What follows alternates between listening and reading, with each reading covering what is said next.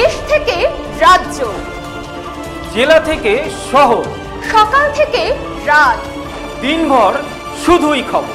দেখুন ভারত টিভি। প্রতিদিন প্রতিক্ষণ মানুষের পাশে।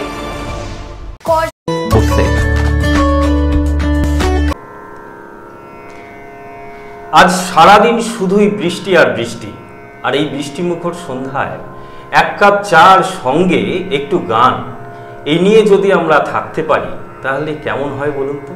হ্যাঁ, ঠিকই ধরেছেন। ঠিক এই উপলব্ধি দেওয়ার জন্যই আমরা ভারত টিভি একটা নতুন অনুষ্ঠান গুরুকুল নিয়ে এসেছি আপনাদের সামনে, যেখানে এই সেগমেন্টে থাকবেন সাংস্কৃতিক জগতের উজ্জ্বল ব্যক্তিত্বরা।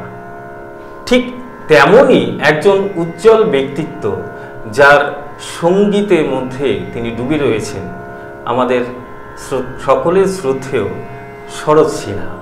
আমরা তাকে স্বাগত জানাই আজকের এই গুরুকুল অনুষ্ঠানে। সঙ্গীত মানুষকে একটা আলাদা প্রশান্তি দেয়। ঠিক, একদম তাই। সঙ্গীত তো মানুষের মনকে অনেক প্রসন্ন করে তোলে, এবং আমাদের ডাক্তারিদের মতে বলে যে সঙ্গীত একটা থেরাপি, মিউজিক থেরাপি। এবং অনেক পেশেন্টকে আমি দেখেছি যে তারা সুস্থ হয়ে আছে এই সঙ্গীতের মাধ্যমে। তো সঙ্গীত শুধু গান গাওয়া না, নিজের জন্যে না, সবার জন্যেই সঙ্গীত। একদম সবার জন্যে সঙ্গীত শুধু মানুষের ক্ষেত্রেই নয়, আমরা কিন্তু বিভিন্ন টপিকে দেখেছি, বিভিন্ন সময় দেখেছি প্রাণীদের ক্ষেত্রে এবং উদ্ভিদের ক্ষেত্রেও এই সঙ্গীত থেরাপি মানে মিউজিক থেরাপি একটা আলাদা দৃষ্টান্ত তৈরি করেছে। একদম তাই। এটা তো এখন অনেক চর্চাও হচ্ছে এই নিয়ে। ঠিক এই সঙ্গীতকে নিয়ে আমাদের আজকের যাত্রা শুরু, গুরুকুল অনুষ্ঠানের যাত্রা শুরু। প্রতি বুধবার সন্ধে 6টায় আমরা এই রকমই উজ্জ্বল কিছু ব্যক্তিত্বদের নিয়ে গুরুকুল অনুষ্ঠান আমরা থাকবো, হাজির থাকবো, সঙ্গে থাকবেন আপনারা, এই প্রত্যাশা রাখছি। আজকের অতিথি আমাদের সকলের প্রিয় রায়গঞ্জ তথা উত্তর দিনাজপুর বললে ভুল হবে, উত্তরবঙ্গের একজন বিশিষ্ট সঙ্গীত শিল্পী শরৎ সিনহা আমাদের মাঝে উপস্থিত আছেন। তার কাছ থেকে আমরা শুনে নেব, জেনে নেব তার সঙ্গীত শিক্ষা শুরু থেকে আজ পর্যন্ত, এই যে গোটা জীবন, এত বড় দীর্ঘ একটা জীবনে পথ চলা, সেখানে তার যে শিক্ষা এবং অন্যান্য যে বিষয়গুলো, সেগুলো আমরা জানি। হ্যাঁ, আমার শুরুটা 1972 সালে হয়েছে, মানে প্রথাগতভাবে শিক্ষাটা। তার আগে আমি বিভিন্ন অনুষ্ঠানে গান গেয়েছি, তখন আমি শিখতাম না। যাই হোক, গান শুনে এখানকার যারা আমার শ্রদ্ধেয় শিক্ষক ছিলেন, যারা তাদের মধ্যে নাম, তার মধ্যে ছিলেন নৃপেন কর্মকার, আমার মাস্টারমশাই।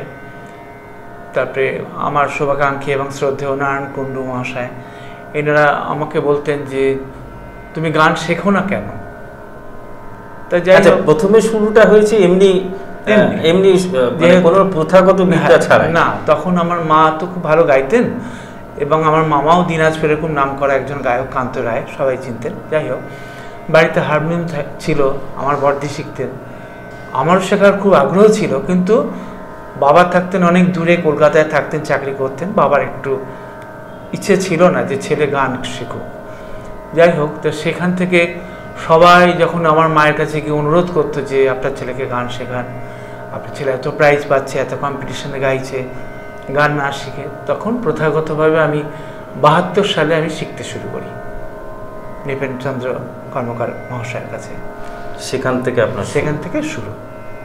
এইবার যে এই সুদীর্ঘ জীবন, সুদীর্ঘ চলা, সেখানে প্রথম কোন গানটার কথা আপনার মনে পড়ছে বেশি? হ্যাঁ, আমার প্রিয় অনেক গানই আছে, কিন্তু আমাকে খুব জনপ্রিয় করে তুলেছিল একটি গান, সেটা হচ্ছে সখী বাঁধলে বাঁধলে ঝুলনিয়া। এই গানটা আমাকে খুব, আর আমরা এক দু কলি শুনতে পারি? হ্যাঁ নিশ্চয়ই। সখী বাঁধলো বাঁধলো ঝুলনিয়া, নামিল মেঘলা মোর বাদরিয়া, চলো কদম তোমার তলে গাহি কাজরিয়া, চলো লগরি শ্যামলিয়া, সখী বাঁধলো বাঁধলো ঝুলনিয়া। ঠিক এই বর্ষামুখর সন্ধ্যা, এটা আমাদের খুব নজরুলের কাজরি অঙ্গের গান। আচ্ছা, রাগ মিশ্র পিলু, এবং একদম তুমি যেটা বললে একদম এই সময়ের গান, বর্ষার গান। মানে সুরটাই যেন আমাদের বর্ষার একটা পরিবেশ তৈরি করে দিচ্ছে। এটাই হলো সঙ্গীত। আমাদের সুখে দুঃখে একদম সব ক্ষেত্রে সঙ্গীত কিন্তু একটা আলাদা মাত্রায় দেয়। এবারে আপনার যে কথাটা, যে বাবা আমাকে সঙ্গীত শিখতে দেবেন না, কেন সঙ্গীত শিখতে দেবেন না? আমার যদি আমি ভুল না করে থাকি, যে ছেলে যদি সঙ্গীতে চলে যায় তাহলে হয়তো আয়ের জায়গাটা, আয়ের উৎসটা নষ্ট হয়ে যাবে, তাই তো? ইনকাম যেখানে থাকবে সেখানেই যাওয়া উচিত। আপনার কি মনে হয় না এই সঙ্গীতকে একটা রোজগারের জায়গা করা যেতে পারে? একদম তাই, সত্যি কথা তাই। কিভাবে? কিভাবে? আমি তো সত্যি কথা বলতে বলতে কোনো দ্বিধা নেই যে আমি 16 বছর বয়স থেকে একদম এই পেশায় নিযুক্ত হয়েছি। সেই সময় সবে আমি মাধ্যমিক দেব, কিন্তু আমি ভাবিনি যে এটাই আমার মূল পেশা হয়ে যাবে। যাই হোক, সেটা হয়েছে। আজকে আমার অনেক বছর আমি অতিক্রান্ত করে এসেছি, এবং একটা দিনও ভগবানের আশীর্বাদে তোমাদের মতন সকল মানুষের পাশে থাকা, আমাকে সাপোর্ট করার জন্যে, ছাত্রছাত্রী, মা বাবা, সমাজ, যাই হোক, এত বছরগুলো বসন্ত আমি পার করেছি, কিন্তু কোনোদিন আমার মনে পড়ে না যে একটা দিন আমি সকাল থেকে রাত পর্যন্ত ফাঁকা থাকি, এর পিছনেই ছুটে বেড়াই। অবশ্যই পরিশ্রম, অবশ্যই পরিশ্রম, রোজগার। আচ্ছা, এবার যদি প্রশ্ন রাখি, পরিশ্রম হয় ওখানে, আর একটা চাকরিজীবী মানুষের মতো পরিশ্রম হয়, দুটোর মধ্যে আপনি কি ফারাক অনুভব করেন? ফারাক অনেকটাই আছে। যেরকম যেটা আমি আমার থেকে বলছি বা আমাদের থেকে বলছি, সকাল 8টার থেকে আমাদের পরিশ্রম শুরু হয়, এই গান শেখানো, ছাত্র আসা যাওয়া, রাত একদম 11:30 পর্যন্ত শেষ। কিন্তু সেখানে একটা মানসিক খুব একটা তৃপ্তি আছে। এইটাই একটা মানে একদম এত তৃপ্তি, যেটা তুমি বললে যে সরকারি চাকরি বা যে কোনো চাকরি প্রাইভেট, তাহলে বিরক্ত হয়ে যায়, ক্লান্ত, বাড়ি ফিরে যখন মুখ কালো করে বাড়ি ফেরে, মানে কখন বাড়ি ফিরবো, হ্যাঁ, সেটার মানে একটা তাড়া থাকে। আর সঙ্গীতের মধ্যে যখন ডুবে যাচ্ছি, তখন কিন্তু আমাদের বাড়ি ফেরার তাড়া থাকে না। এবং যখন বাড়ি ফিরি, খুব মানসিক তৃপ্তি নিয়ে ফিরি, যাতে একটু ভালো কিছু দিয়ে এসেছি এবং কিছু নিয়ে এসেছি তাদের কাছ থেকে। ভালো কেউ কিছু করলে মনটা খুব আনন্দে ভরে ওঠে। একদম, মানে এত বছর পর্যন্ত আমি এটাই জানি যে এর মধ্যে একটা আলাদা তৃপ্তি আছে। আপনার নিপেন কর্মকারের কাছে সঙ্গীত শুরু, পরের যে ধাপ সেটা কোথায়? সেটা আমি পরে আমি আর একজন টিচার আমার রায়গঞ্জে আছেন এখনো, হিরণময় সরকার মহাশয়ের কাছে কিছুদিন শিখেছিলাম। তারপরে যাই হোক, আমি এলাহাবাদ কনফারেন্সে গান গাইতে যাই প্রয়াগ সঙ্গীত ইউনিভার্সিটিতে 1981 সালে। ওখানে আমার রমেশ প্রসাদ মিশ্র গান শুনে আমাকে শান্তিনিকেতনে পাঠিয়েছিল অলোক চ্যাটার্জির কাছে পিওর উচ্চাঙ্গ সঙ্গীত শেখার জন্য।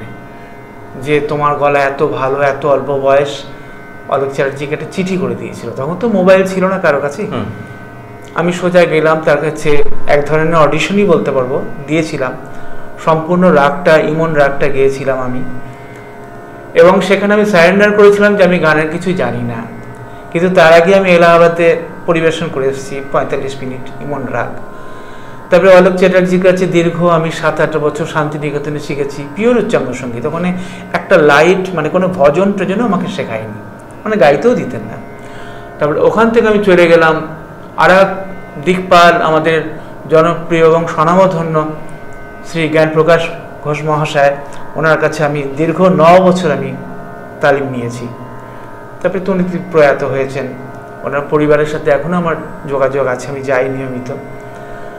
অনেক কিছু পেয়েছি তাদের কাছ থেকে, দীর্ঘ 9 বছর শেখা, অনেকটাই শেখা।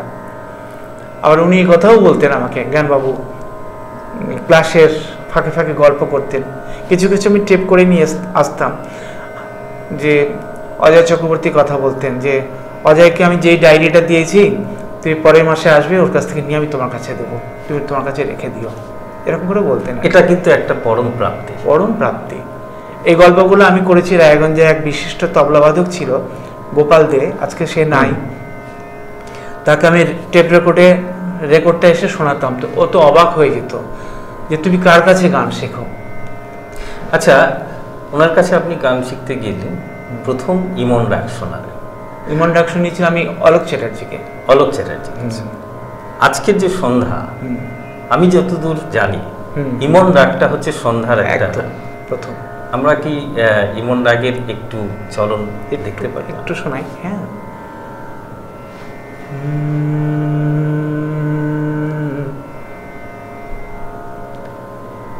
সা নি রে গা রে সা নি রে গা মা পা রে গা রে নি দা নি রে গা নি গা সা এ রে या रे पिया बिना सखी रे या रे पिया बिना सखी कलन परत मोहे घरी पल छिन दिन ए रे या रे पिया बिना। যে কোনো রাগের চলন নিয়েই একটা গান তৈরি হয়। ইমনের উপরে একটা কোনো গান, ইমনের উপরে গান অনেক আছে, আমরা হিন্দি বাংলা রবীন্দ্রসঙ্গীত সব গাই। যেরকম ঝননা ঝননা মধু মঞ্জির বাজে, ঝননা ঝননা মধু মঞ্জির বাজে, সহেলি সাজায় দে অভিসার সাজে, ঝননা ঝননা মধু মঞ্জির বাজে। এটা একটা আমাদের রাগ আশ্রিত, মানে রাগ প্রধান বলতে পারি। তারপরে এই রাগের উপরে অনেক গান আছে। মনে পড়ে আজ সে কোন জন্মে বিদায় সন্ধ্যা বেলা, এরকম ধরনের অনেক গান আছে ইমন রাগের উপরে। একটা লতা মঙ্গেশকর, লতাজির গাওয়া কোনো গান কি আপনার মনে পড়ছে এই মুহূর্তে? ইমনের উপরে এই মুহূর্তে আমার হয়তো মনে পড়ছে না, তবে তুমি পাথর, এটা কি ইমন? তুমি পাথর চোখে যে বৃষ্টি, তুমি মাঘে মেঘে যে বৃষ্টি, তুমি মাঘে মেঘে যে বৃষ্টি সখা, তুমি পাথর চোখে যে দৃষ্টি, বন্ধু আমার সখা, তুমি পাথর চোখে যে দৃষ্টি। অসাধারণ, অনবদ্য। তোমাকেও আমি ধন্যবাদ জানাই যে তুমি গানটা মনে করিয়ে দিলে। না, আমার ওই গানের সুরটা প্রিয় গান, হ্যাঁ, মানে এত আমার ভীষণ ভীষণ ভীষণ প্রিয় আমার একটা গান। সত্যি এই ধরনের গান আর কোনোদিন তৈরি হবে কিনা আমরা জানি না। অসাধারণ অসাধারণ। সম্ভবত এবারে আমরা একটু আলাদা কথায় যাই। গানের টিউশন, গানের যারা ছাত্রছাত্রী আছে, যারা শিখছে, ঠিক। আমি যেটা দেখতে পাই আর কি, তারা আজকের ডেটে যারা গান করছে তারা, হ্যাঁ, তো তারা শিখতে আসছে জাস্ট 2 বছর, তারপরেই আবার হারিয়ে যাচ্ছে। সেই অর্থে আপনার মতো এই যে গুরু, তারা কি ভবিষ্যতে তৈরি হতে পারবে? দেখো, আমাদের সময়ের পরিস্থিতি একদম আলাদা ছিল। আমি গান বাজনার কথাই বলবো, পড়াশোনার কথায় আসছি না। গান বাজনার পরিবেশটা একদম আলাদা ছিল। গানটা সব সময় না, জানো তো, গুরুমুখী বিদ্যা। আমরা বই শাস্ত্রেও পড়েছি, গানটা গুরুর কাছ থেকে শুনে তার কাছে শিখে গান গাওয়া। তা আমরা সেটা শিখেছি, আমাদের আগে যারা তারাও শিখেছে। এবং তুমি আজকে আমাকে 15 বছর, 20 বছর, 25 বছর আগের একটা গান তুমি আমাকে বললে, এখনই আমি গাইতে পারলাম। কিন্তু এখনকার গান তুমি বলো যেটা আজকে বেরোচ্ছে, কালকে আমি গাইতে পারবো না, মনে থাকে না। তো তুমি যেটা বললে, আজকালকার ছেলেমেয়েরা গান শেখার আগ্রহ, প্রবণতা একটু কম। কিন্তু কেন? তারা যে এত তারা শিখছে, কিন্তু তারা শিখছে, কিন্তু শিখছে, তাদের একটা চমক আছে যে আমার ছেলে মেয়ে গান শেখে। একদম। কারো কাছে বলবে যে আমার ছেলেটা গান শেখে বা মেয়েটা গান শেখে। কিন্তু গানের জন্যে আমি অভিভাবকদেরকেও বলবো, শুধু ছাত্রছাত্রীকে বলবো না, তাদেরকে পরিচালনা করার দায়িত্ব আমাদের বড়দের। তারাও কিন্তু এগিয়ে এসে হারমোনিয়ামটা এগিয়ে দেয় না বা তানপুরাটা এগিয়ে দেয় না, তোর একটু রেওয়াজ কর, পরে পড়তে বসবি। তারাও ওখান থেকে প্রেশার দেয়, তুই এখন উঠে যা, তোর তো পড়া আছে। এই তো তাদেরকে বাধ্য করে, তাদেরকে প্রেশার ক্রিয়েট করে। স্কুলের বইয়ের ব্যাগ তো তাদের কাছে বিরাট একটা বোঝা। তারপরে আর একটা দুঃখের কথা বলি তোমাকে, তুমি তো নিশ্চয়ই ভুক্তভোগী। মনে করো কেউ আমার কাছে 1 মাস, আমার কাছে বা আমাদের কাছে 1 মাস গান শিখছে। 1 মাসও না, হয়তো 2 সপ্তাহ শিখলো। হয়তো সারেগামাটা দিয়েছি ভালো করে, ভাবলাম যে খুব ভালো করে ওকে গান শেখাবো, ওর প্রতিভা আছে, ওকে ভালো করে তৈরি করব। মাঝখান থেকে এসে ব্রেক করে তাদের কিছু অভিভাবক বা ছাত্রছাত্রীরা, মাস্টারমশাই অমুকখানে একটা কম্পিটিশন হচ্ছে, আমাকে একটা ভালো গান তুলে দিন তো। হয়তো তার শেখা হলো 2 দিন, হ্যাঁ, সারেগামাটাই ভালো করে জানলো না সে।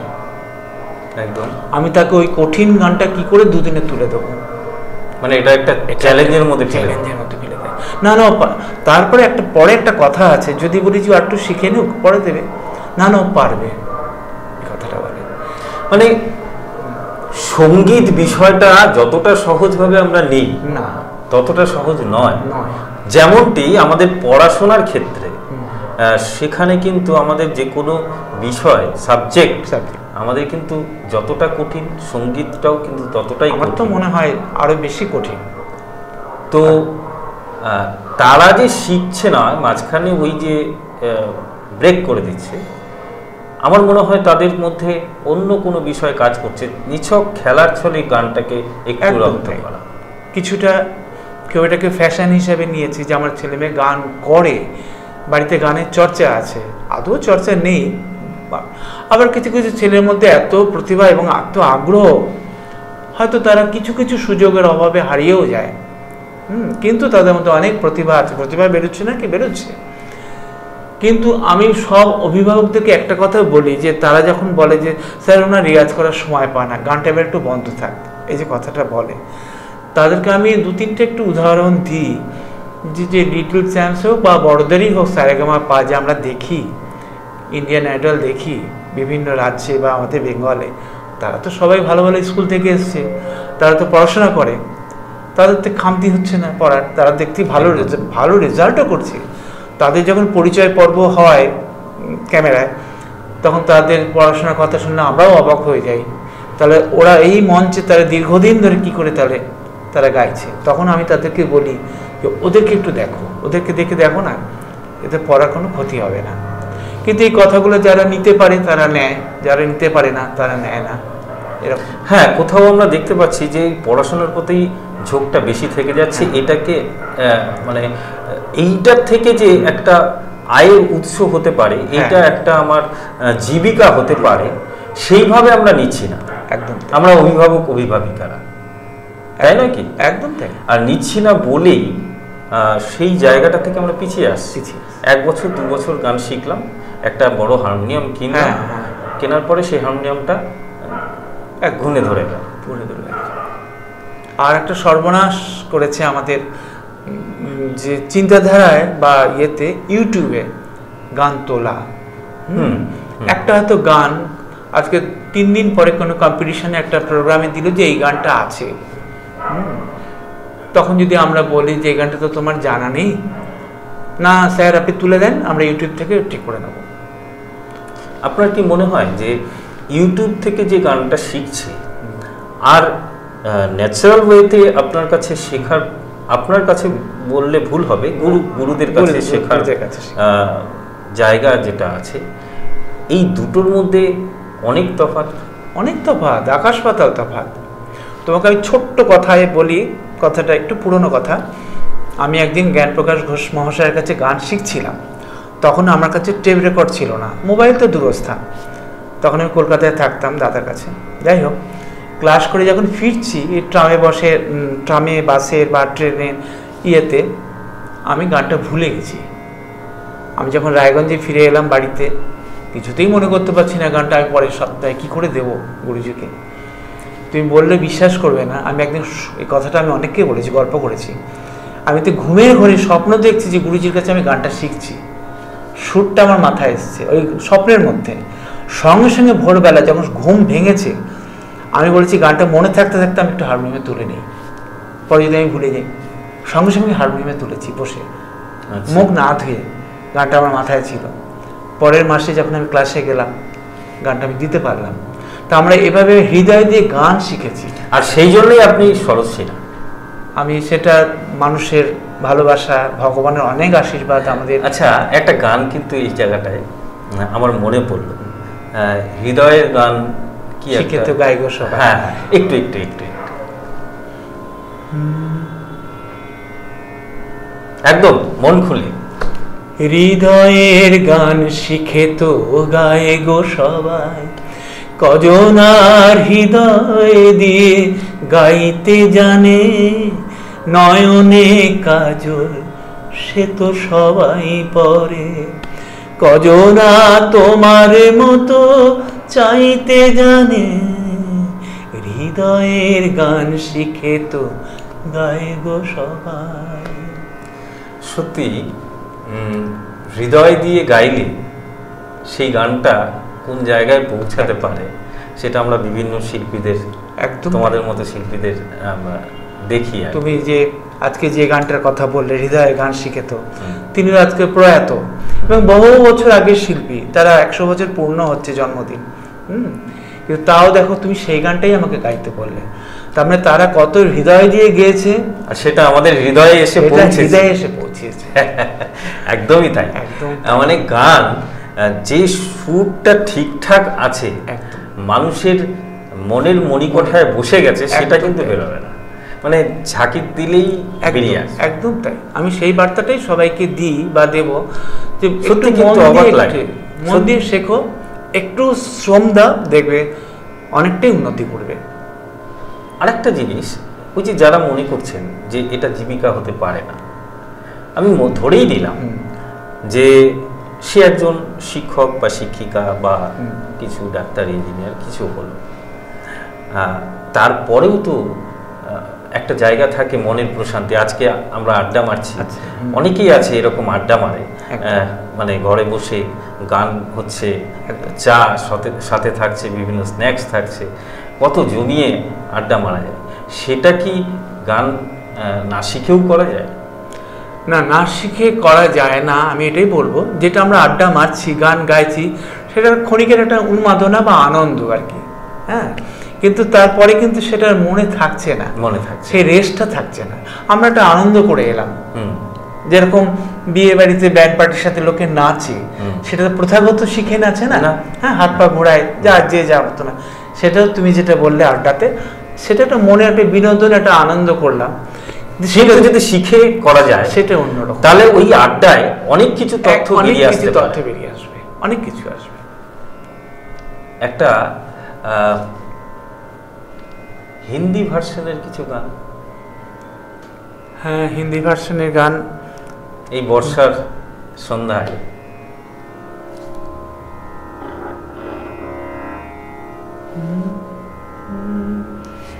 আমি একটা হিন্দি ভার্সনে 2 লাইন গাইছি, তার একটা বাংলা ভার্সনও আছে। এই সিজন তাহলে তো আরো জমে যাবে।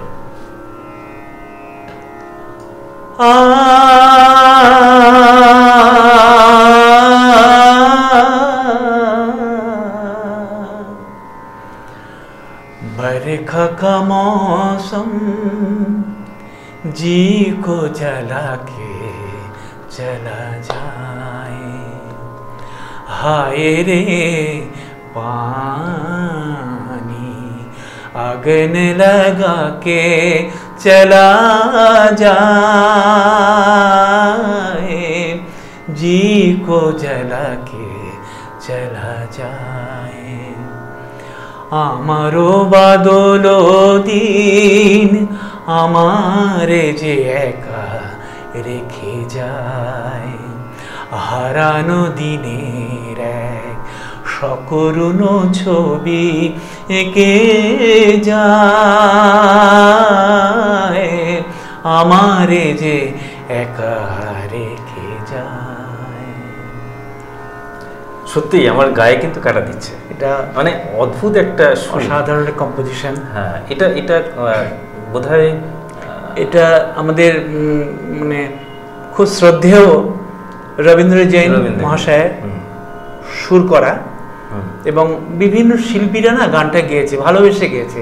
যেটা ওনার গান আমি গাইবো না সেভাবে গাইনি। হ্যাঁ, শিপ্রা বসু গেয়েছে, নির্মলা মিশ্র গেয়েছে, নির্মলা চ্যাটার্জি গেয়েছে, তারপরে তুষার দত্ত গেয়েছে, অনেকেই গেয়েছে গানটা।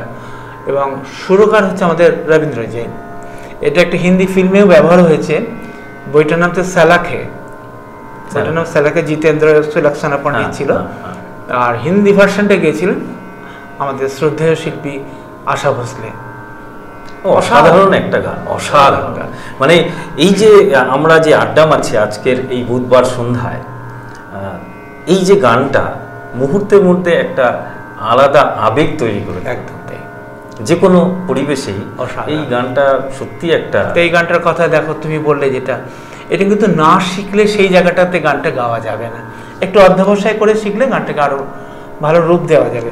গানটার যে মানে বেস, যারা যারা আজকের ডেটে গান না শিখে গাইছে তারা তো এই কোন রাগের উপরে, মানে আজকাল গান মানে কি, আমি দেখতে পাই যে কেউ মঞ্চে গাইছে একটা গান একদম ক্যাসেট টু ক্যাসেট করে চলে গেল, আবার যারা শিখে গাইছে তারা ওই গানটাকে নিয়ে কিভাবে কত সুন্দরভাবে খেয়েছে। একদম তাই।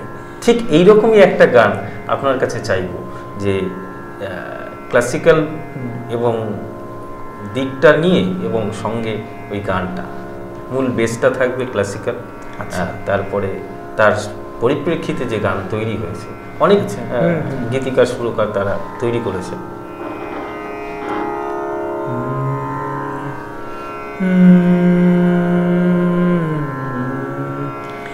এটা একটা বিখ্যাত রাগে, ভিন্ন সরজ রাগটা। ঝনন ঝনন পায়লা বাজে, ঝনন ঝনন পায়লা বাজে, যাও कैसे शाम आगे, ঝনন ঝনন পায়লা বাজে, যাও कैसे शाम आगे। এর আগের উপর একটা বিখ্যাত গান আছে, বাঁশুরিয়া জানে গো জানে জানে, বাঁশুরিয়া জানে গো জানে, শ্রীমতী কেন চাহে পথের পানে, বাঁশুরিয়া জানে গো জানে।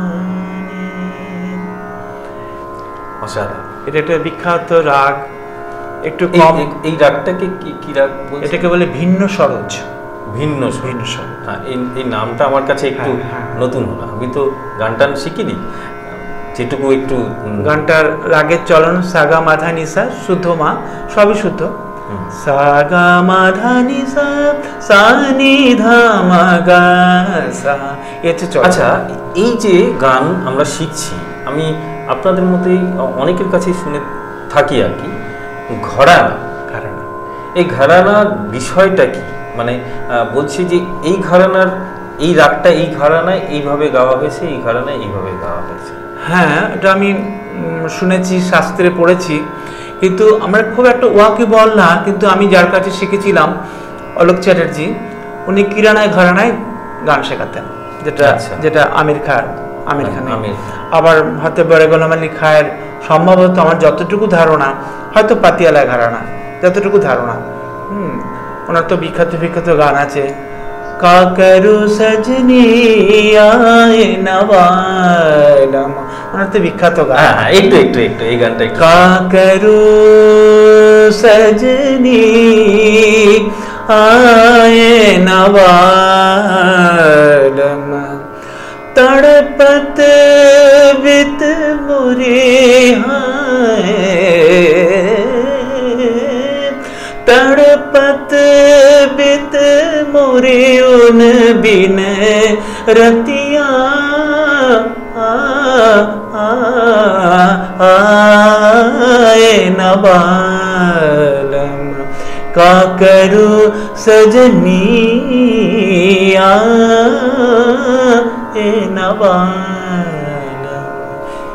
এটা হচ্ছে বড় গোলাম আলী খায়ের বিখ্যাত গান। রাগটার নাম এইটা হচ্ছে কাকরে সাজনি আয়না বালম, হচ্ছে সিন্ধু ভৈরবী। ভৈরবী মানে আমরা সকালবেলা, হ্যাঁ সকালবেলা সিন্ধু ভৈরবী। আজকাল কিন্তু বলিউড টলিউড যেগুলো সিনেমা তৈরি হচ্ছে, সেখানেও কিন্তু গান চয়নের ক্ষেত্রে মানে সুরকাররা, গীতিকাররা যারা আছে, তারা কিন্তু এই ক্লাসিক্যাল বিষয়টাকে ওর মধ্যে নিয়ে নিচ্ছে। হ্যাঁ, অবশ্যই শাস্ত্রীয় সঙ্গীতের একটা প্রয়োগ কিন্তু আমরা তাতে দেখতে পাচ্ছি, একদম পাচ্ছি। এটা কিন্তু একটা ভালো দিক। তাতে কিন্তু নতুন প্রজন্মকেও আমরা দেখতে পাচ্ছি শাস্ত্রীয় সঙ্গীত সুন্দরভাবে তারা নিয়ে নিচ্ছে।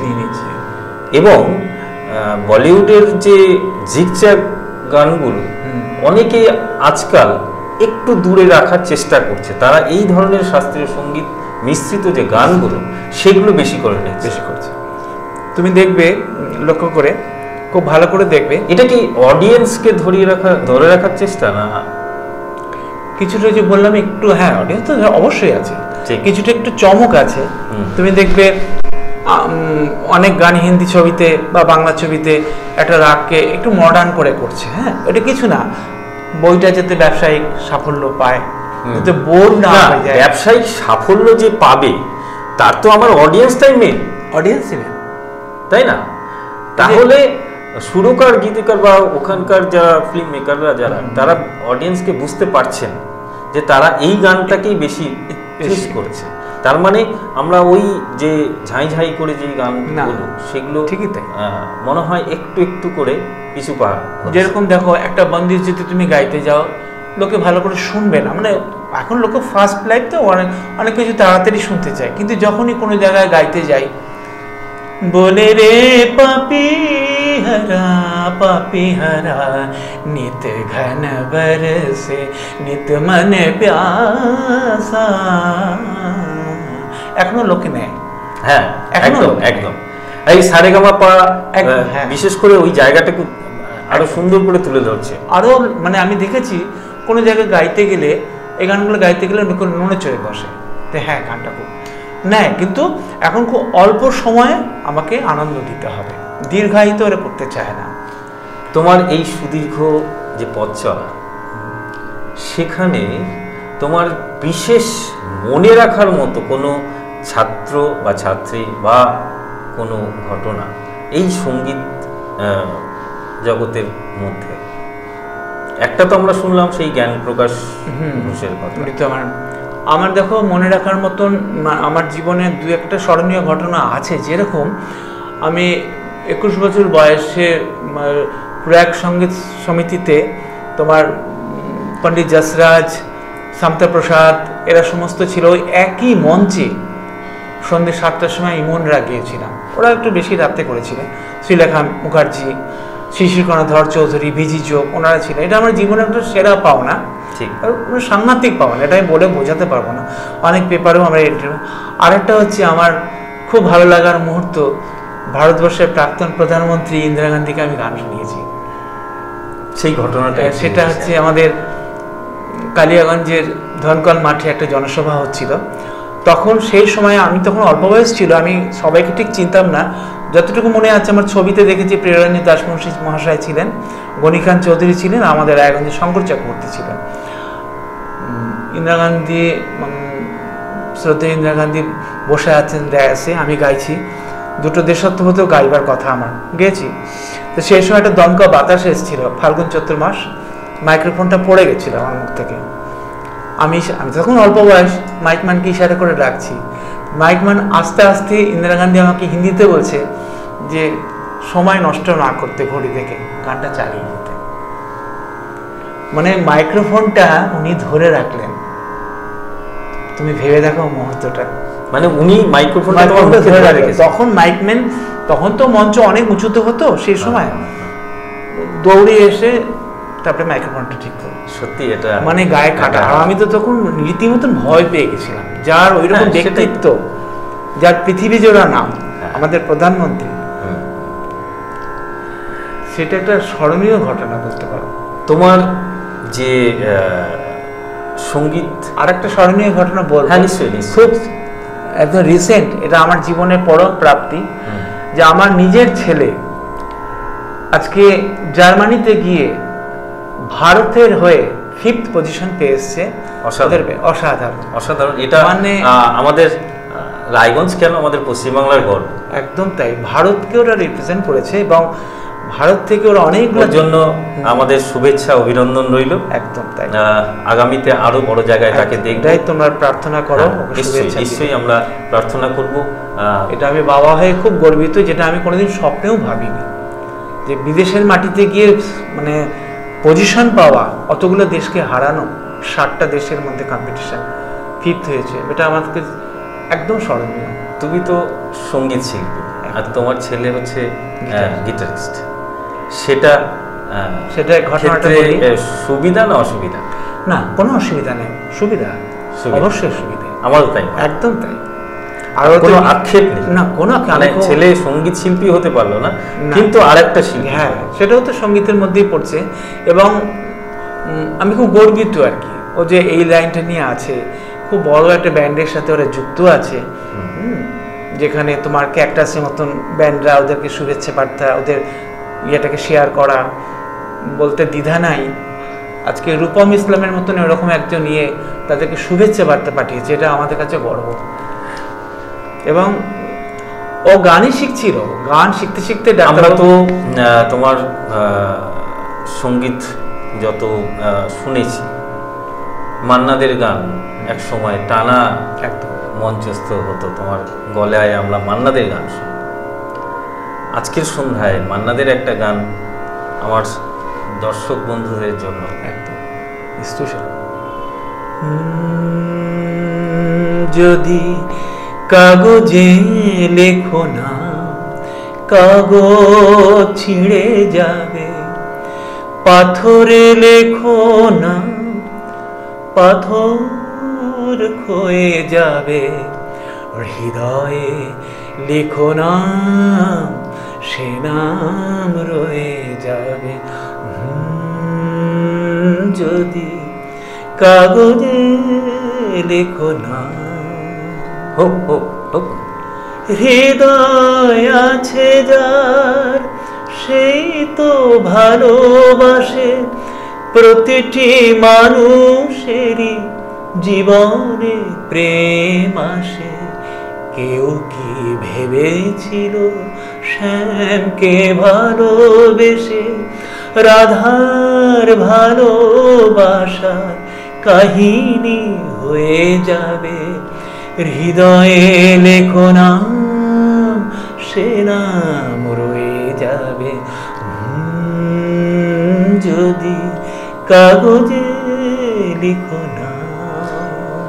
এই যে মানে মনের গভীরে ঢুকে যাওয়া গান, সেটাও তো তৈরি হয়েছে কোনো একটা রাগকে কেন্দ্র করে। তো এটা কি এটা বিশেষ কোন রাগ আমি এই মুহূর্তে সঠিক হয়তো বলতে পারবো না, তবে আমার যতটুকু ধারণা মানে লাইট গান যেটা আমরা গাই মানে হ্যাঁ কিছু অন্য রাগের ছায়া আসে আসে। হ্যাঁ, যেরকম তোমাকে আমি বলি রাগ প্রধান আর রাগাশ্রিত গানের মধ্যে পার্থক্য আছে। হ্যাঁ, অনেকে ভুল করে না, একটু এই বিষয়টা নিয়ে একটু রাগ আমরা রাগ প্রধান বলি, রাগাশ্রিত বলি, দুটো কিন্তু আলাদা। এটা আমরা বড় জায়গায় গান শিখতে গিয়ে জ্ঞানবাবুর কাছে, অলোকদার কাছে গিয়ে শিখেছি। কিরকম রাগ প্রধান হলে মনে করে একটা বেহাগ রাগের গান হচ্ছে, সেটা রাগটা বেহাগ রাগের উপরেই সম্পূর্ণ হবে। আচ্ছা, সেখানে কি কথাটা আলাদা হতে পারে? হ্যাঁ, কথাটা আলাদা হতে পারে, মানে রাগটাকে বেহাগের উপরেই চলন থাকবে, অন্য কোনো রাগের ছায়া আসবে না। আর রাগাশ্রিতের মধ্যে তুমি ভালো লাগার জন্য দুটো একটা অন্য স্বর লাগাতে পারো অন্য রাগকে নিয়ে এসে। আচ্ছা, হ্যাঁ, যোগিয়া বিভাসও হতে পারে, বিভাস বা অন্য কিছু হতে পারে, বাসন্ত বাহার বাসন্ত হতে পারে, কিন্তু যেটা রাগ প্রধান, রাগটাই যেন প্রধান হয়। খুব মিষ্টি একটা রাগ কিন্তু বেহাগ। একদম, আমি বেহাগ রাগের উপরে একটা বেহাগ রাগের উপরে অনেক গান আছে, যেরকম দেখো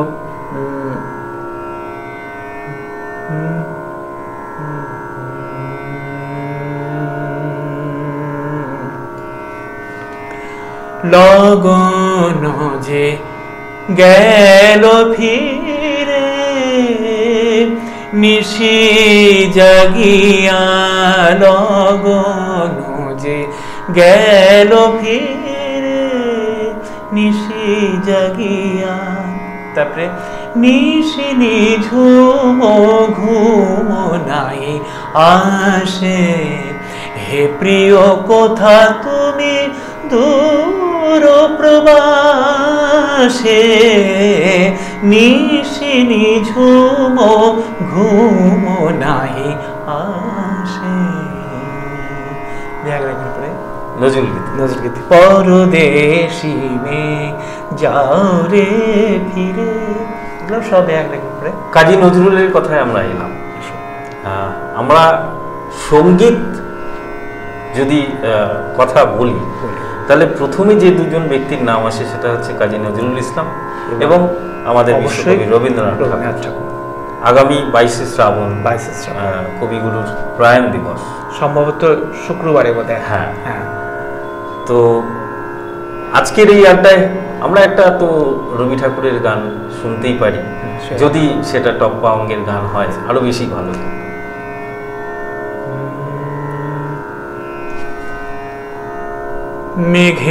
মেঘের পরে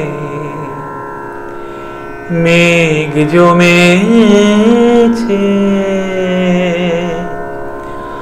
আধার করে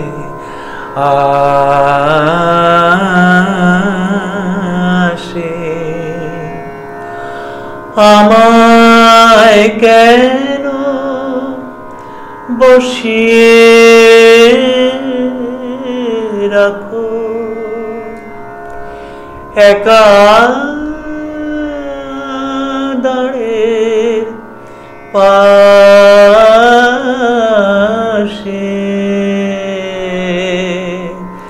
মেঘের পরে মেঘ জমেছে, আধার করে আসে। 22শে শ্রাবণে কবিগুরুর প্রতি আমাদের ভারত টিভির সশ্রদ্ধ প্রণাম শ্রদ্ধার্ঘ্য রয়েছে। আমরা যে আড্ডায় আছি প্রতি বুধবার সন্ধ্যে 6টায় আপনারা দেখতে পাবেন। এইরকমই আরও কোনো একজন সঙ্গীত গুরু, তার সঙ্গে আমরা আড্ডা মারব। এই মুহূর্তে আমার সাথে রয়েছে সকলের প্রিয় পরিচিত শ্রদ্ধেয় শরৎ সিনহা মহাশয়। আমরা এবার যখন আড্ডায় বসেছি, একটা কফি হাউসটা কি শুনবো না? অন্তরার থেকে যাও, একদম দরাজ কণ্ঠে যে কথাগুলো একটু দেখি মনে আছে কিনা। নিখিলেশ প্যারিসের মইদুল ঢাকাতে, নেই তার আজ কোনো খবরে। গোয়ানি ডিসুজা, আমি ভুলে গেছি কথাটা দেখে বলতে হতো। না না না না না না, গোয়ানি ডিসুজা ঘুমিয়ে আছে যে আজ কবরে। কাকে যেন ভালোবেসে আঘাত পেয়েছে শেষে, পাগলা গারদে আছে রমারায়। দুরন্ত ক্যান্সারে অমলটা ধুকছে, জীবন করেনি তাকে ক্ষমা। কফি হাউসের সেই আড্ডাটা আজ আর নেই। কোথায় হারিয়ে গেল সোনালি বিকেল গুলো, সেই আজ আর নেই। চলো। লা লা লা লা লা লা লা লা লা লা লা লা লা লা। কোথায় হারিয়ে গেল সোনালি বিকেল গুলো, সেই আজ আর নেই। সত্যি সেই পুরোনো দিনের যে আড্ডা আমরা দেখেছি, আমার থেকে বেশি দেখেছো তোমরা, সেই আড্ডা কিন্তু আজ হারিয়ে যাচ্ছে। একদম আমরা সেই ফ্ল্যাট কালচারে চলে যাচ্ছি, পাশের বাড়ির সাথে দেখা সাক্ষাৎ নেই, কে কোন ঘরে আছে জানি না। কিন্তু তার মধ্যেও যে বর্তমানে সঙ্গীত চর্চা, মুষ্টিমেয় কিছু লোককে নিয়ে কিন্তু এখনো বেঁচে আছে, এবং সঙ্গীতটা কিন্তু অনেক দূর নিয়ে যাওয়া হচ্ছে। একেবারেই যে নষ্ট হয়েছে তা না, হয়তো চর্চা কমেছে, হয়তো কিছুটা দিকভ্রান্ত হয়েছে, লোকে অনেকটা রুট চেঞ্জ করেছে, এই গান থেকে সেই গান, সেই গান থেকে এই গান, কিন্তু চর্চা আছে। আবারও সেই গল্পে, হ্যাঁ, যে গল্পটা আমি বারবার করে আমার দর্শক বন্ধুরা যারা আছেন তাদেরকে মাথায় ঢুকিয়ে দেওয়ার চেষ্টা করছি, সঙ্গীতটা কিন্তু সঙ্গীতের মতোই শেখা উচিত। একদম তাই। যদি শেখা থাকে, অন্য জীবিকার সাথেও সঙ্গীতটা একটা পাশে থাকতে পারে, এতে আরও আমার মনে হয় আরও বেশি উন্নতি হবে প্রত্যেকের ক্ষেত্রেই। তাই যেরকম আমি একটা নাম আমি বলতে পারি, আমার, তুমি যখন স্টুডেন্টদের কথা একটু আগেই বললে, আমার তো পুরনো অনেক আছে, কৃষ্ণা ভট্টাচার্য থেকে বহু আছে যাদেরকে তোমার হয়তো চেনো না।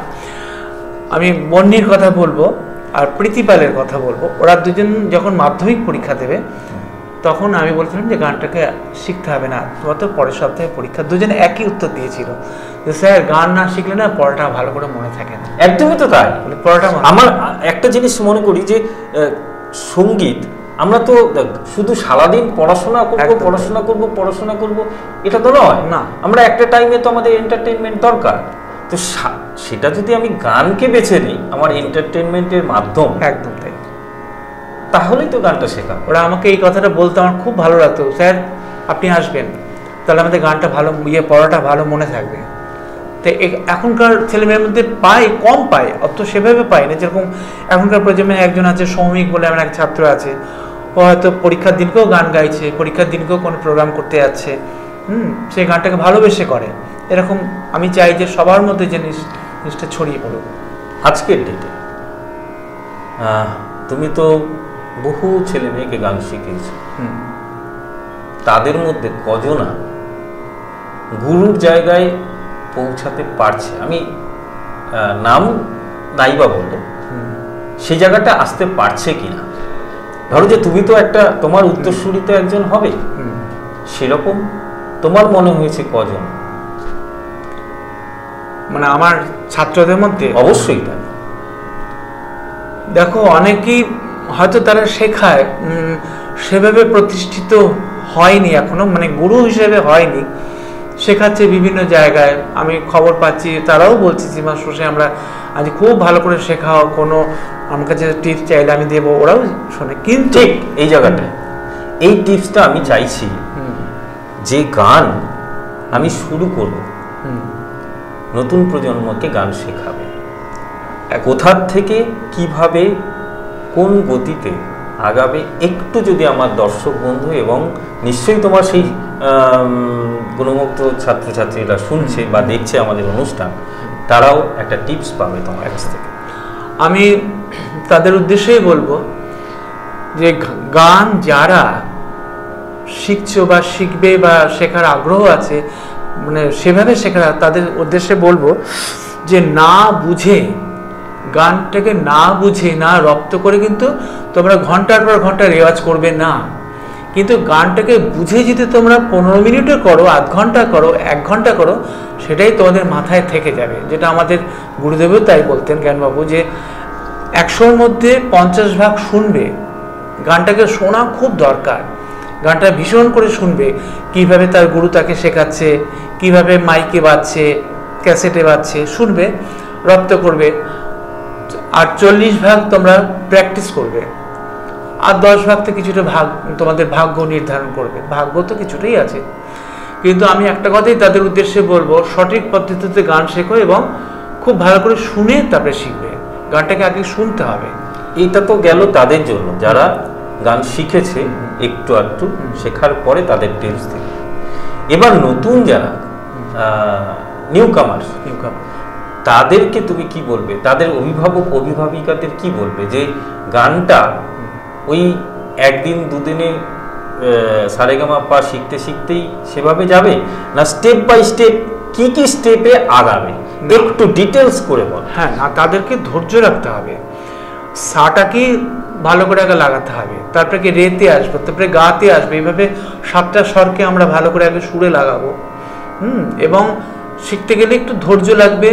স্টেপ বাই স্টেপ যদি শেখা যায়, রাগরাগিনীকে রপ্ত করে নিশ্চয়ই তারা লঘু সঙ্গীত, লাইট গান নিশ্চয়ই তারা গাইবে, কিন্তু সবার আগে রাগরাগিনী, যেটাকে আমরা উচ্চাঙ্গ সঙ্গীত বলি, খুব ভালো করে রপ্ত করে তারপরে অন্যান্য রাস্তায় সব গান আমরা ভালো করে গাইতে পারবে তারা।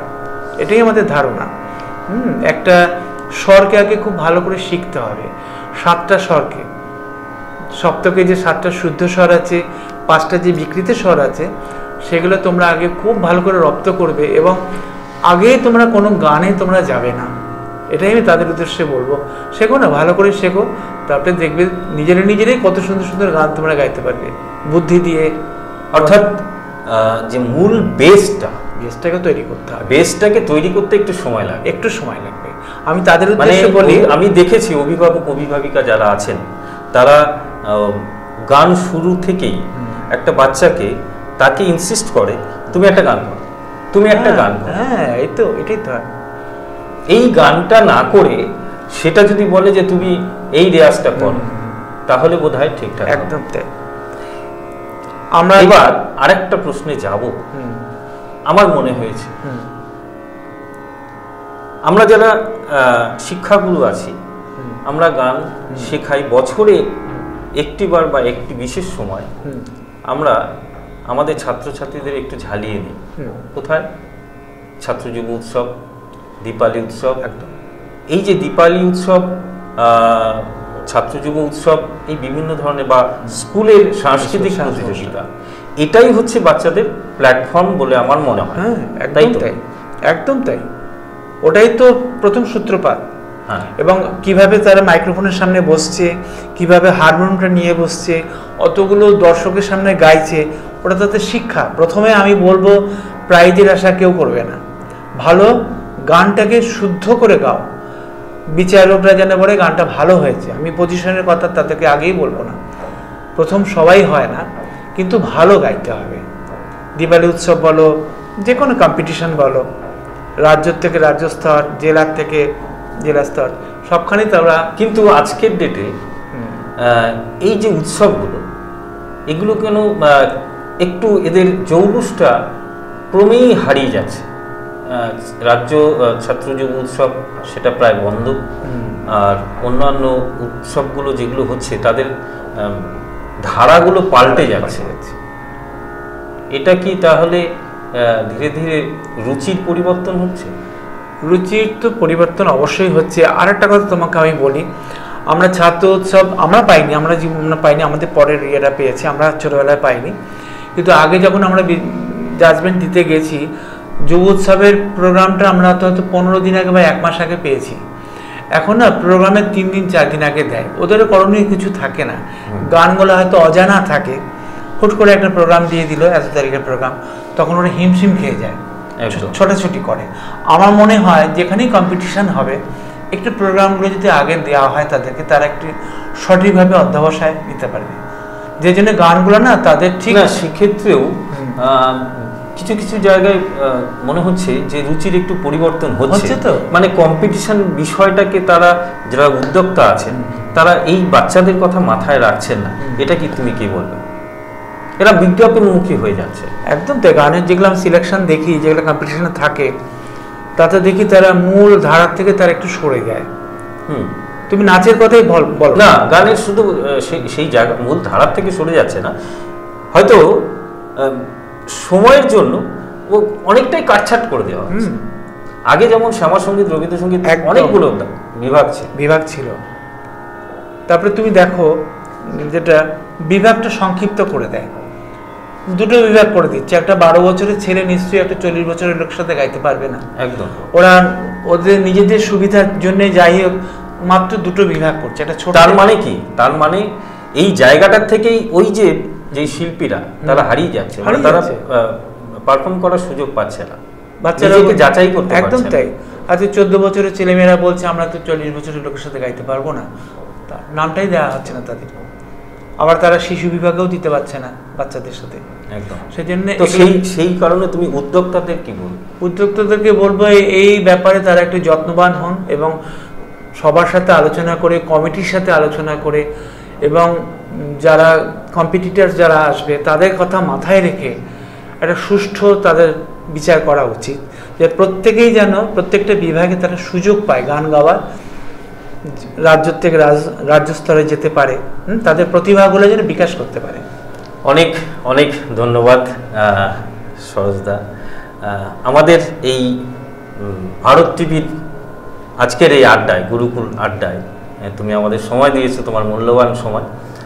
সেই সময়টুকুর জন্য আমরা আবারও অধীর আগ্রহে অপেক্ষা করছি যে আগামীতে আরও নতুন কি বলবো, নতুন টিপস আমাদের যারা সঙ্গীত চর্চা করেন তাদের জন্য আমরাও অপেক্ষায় থাকব। কিন্তু এখন আমরা এই যে আজকের যে সময় গুরুকুল অনুষ্ঠানের, সেটা শেষ করে ফেলেছি, পেরিয়ে এসেছি। অনুষ্ঠান শেষ করব আমি তোমার গাওয়া একটি গানের মাধ্যমে।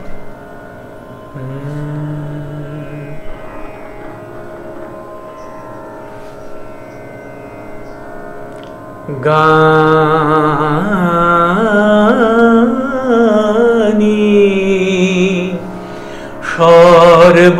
সর্বশ্রেষ্ঠ সাধনা, লাগে না ফুল চন্দন মন্ত্রতন্ত্র, লাগে না গানি সর্বশ্রেষ্ঠ সাধনা, গানি সর্বশ্রেষ্ঠ সাধনা। আমাদের আজকের সময় এখানেই শেষ হচ্ছে। আমরা গুরুকুল অনুষ্ঠান এখানে শেষ করব। খবরে থাকুন, সঙ্গে থাকুন, দেখতে থাকুন ভারত টিভি, প্রতিদিন প্রতিক্ষণ মানুষের পাশে। দেশ থেকে রাজ্য, জেলা থেকে শহর, সকাল থেকে রাত, দিনভর শুধুই খবর। দেখুন ভারত টিভি, প্রতিদিন প্রতিক্ষণ মানুষের পাশে। কসবা রায়গঞ্জের সুপরিচিত বস্ত্র বিপণী বসন্ত স্টোর্স রেডিমেড পোশাকের মনকাড়া কালেকশন নিয়ে এসেছে। একই ছাদের তলায় পাবেন বেনারসি, লেহেঙ্গা, শেরওয়ানি, কোট প্যান্ট সহ ছোট বড় সকলের মনের মতো পোশাক। তাই আর দেরি নয়, আজই আসুন বসন্ত স্টোর্সে। দেশ থেকে রাজ্য, জেলা থেকে শহর, সকাল থেকে রাত, দিনভর শুধুই খবর। দেখুন ভারত টিভি, প্রতিদিন প্রতিক্ষণ মানুষের পাশে। রায়গঞ্জের উন্নয়নে কি এক হবে শাসক বিরোধী? ঝগড়া নয়, রাজনৈতিক বিতর্ক দেখুন সাফ কথায় ভারত টিভিতে। আমি রাধা মাধব, আমার সাথে দেখুন সব কথা প্রতি রবিবার দুপুর 3টায়।